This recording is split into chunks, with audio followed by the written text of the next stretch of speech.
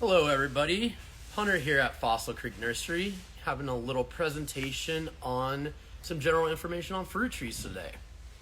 So here at Fossil Creek Nursery, we primarily can carry semi-dwarf rootstock. So this means that the fruit tree is grafted onto a semi-dwarf rootstock. We carry mainly number 10s, which retail for $189.99. Great price. And the great thing about the sizes that we carry for the fruit trees, it is very easy to plant, just have a buddy, and yeah, easy to take care of. And always call 811 before you dig, because you don't want to get electrocuted or cut gas lines. Very bad. So, as I was saying with the semi-dwarf, these fruit trees tend to stay more compact. You want to have proper pruning each year for that, which we also do a pruning presentation, which will be coming soon. But the pruning will essentially make the tree itself more manageable. It will also help your fruit set and basically have it so it's harvestable. You don't want the tree to get too large. You're gonna, maybe have too many fruits, but also it's gonna be much more difficult to harvest fruits that are, say 10 foot in the air as opposed to like 5 or 6 foot. Along with fruit set, it is always good to cull some fruit when you start to see those coming out. That's just going to help the overall general health of the plant and also help with the ripeness, the freshness, the taste, all that for the actual fruit. We recommend that you plant fruit trees in pairs. There are self-fruitful ones, which I'll go into a little more detail later on.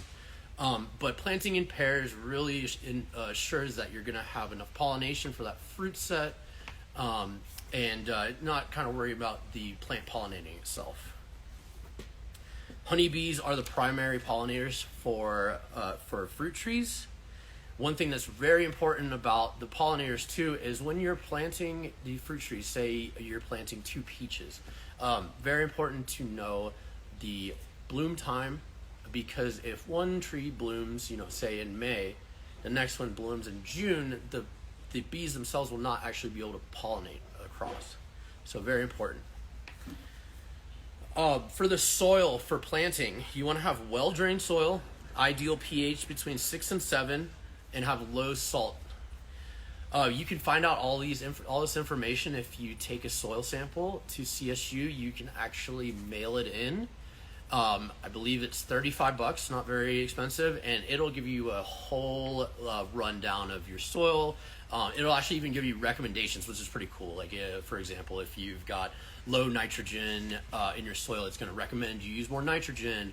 If the pH is too high, things like that. Really important information. It's honestly very worth it, especially, fruit trees it's something you want to have for a long time. It's something you are going to, eat from. It's great. So you want to really take care and make sure that you have the proper environment for that tree. And with planting, going into digging the hole and whatnot, you want to have the hole twice as wide as that pot. So an average number 10 is about 1 foot across. So it would be 24 inches for your hole. Also, planting the root flare and the graft above ground is necessary. That will help with root rot. It'll also help get oxygen to your roots. If those get covered, if the root flare is covered up or the graft, it is more susceptible to disease and other problems like that. All fruit trees have a chilling requirement, and what this means is a fruit tree must have X number of days at a temperature between 32 and 45 degrees Fahrenheit.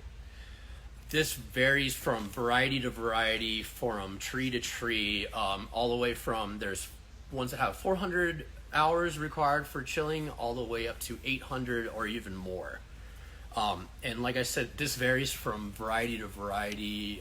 There are peaches that have different chilling requirements, apples, bloom times, things like that. So very important. And all this information will actually be on the tag that is here at the nursery. So it makes it very easy to figure out. And of course, we're always here to help you. If we'll help you pick out a good pair, something that blooms together, things like that. So we're always here to help. I'll go just quick over the fertilizer. Of course, lack of fertilizer, nutrients for the plant is going to negatively affect your growth and your fruit production. Nitrogen-based fertilizers are recommended for fruit trees. Zinc foliar spray is also recommended year to year.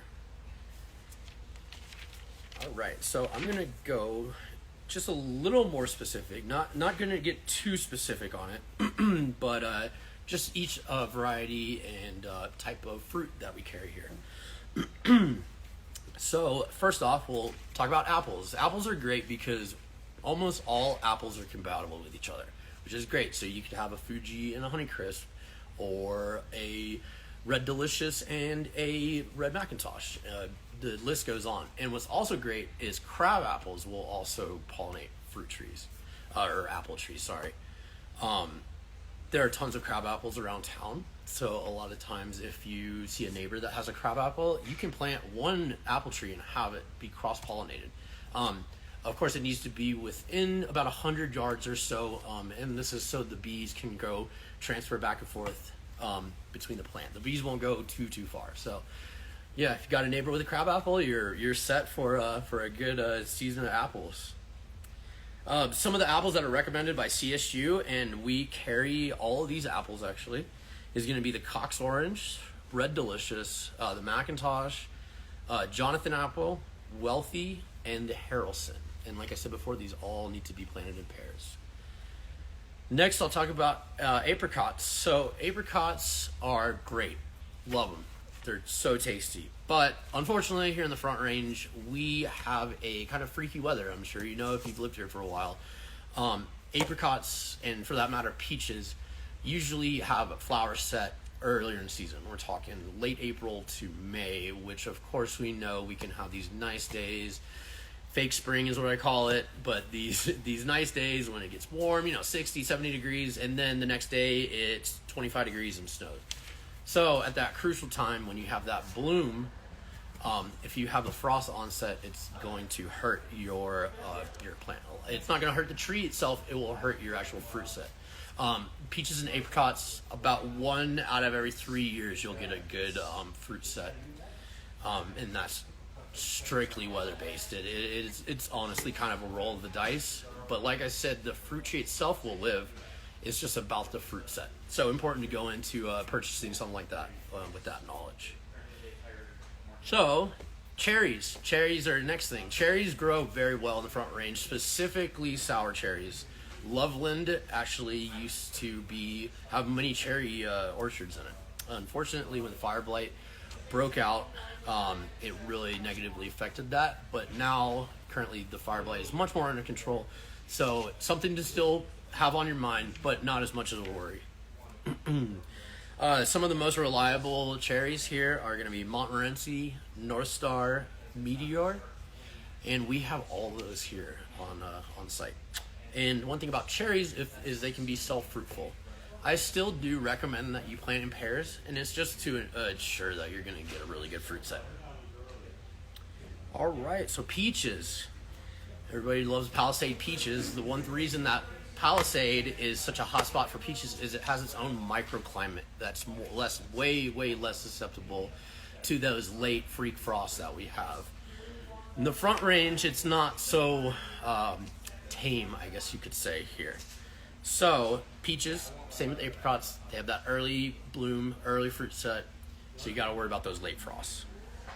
Some of the peaches that we have here on site are going to be the Alberta, the Haven, and the Reliance peach. We also do have the frost peach, which, as its namesake, it is more frost resistant, not meaning the tree itself is frost resistant, but means that it has a later blooming time. Something really cool to look out for. So next, talk a little bit about pears. Pears should always be planted in twos, using different varieties. So we have several different varieties here on site. Bartlett pear is one of them. Really great eating. So, always plant in pairs with that. The one thing with pears is they tend to be a little more susceptible to fire blight. Something to watch out for. And finally, plums. Plums are actually very, very reliable in our area. We do carry 2 separate varieties that have different subspecies on them, but those are going to be one, the Japanese, and then also the European plum. Those 2 cannot cross-pollinate with each other. So if you have a European, you're going to need another European, or vice versa with the Japanese. There is one kind of plum tree that will pollinate both sides, and that is a toka plum. We do carry those, and they go fast. So if you're planning on buying one of these, I recommend you come in sooner than later for that. All right, well, that about does it for my information. If anybody has any quick questions or anything I can answer for you, feel free to ask.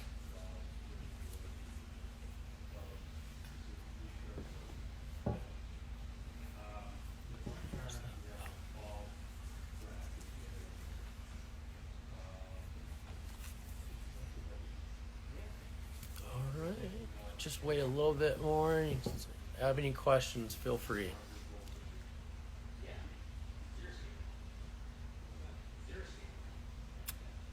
All right.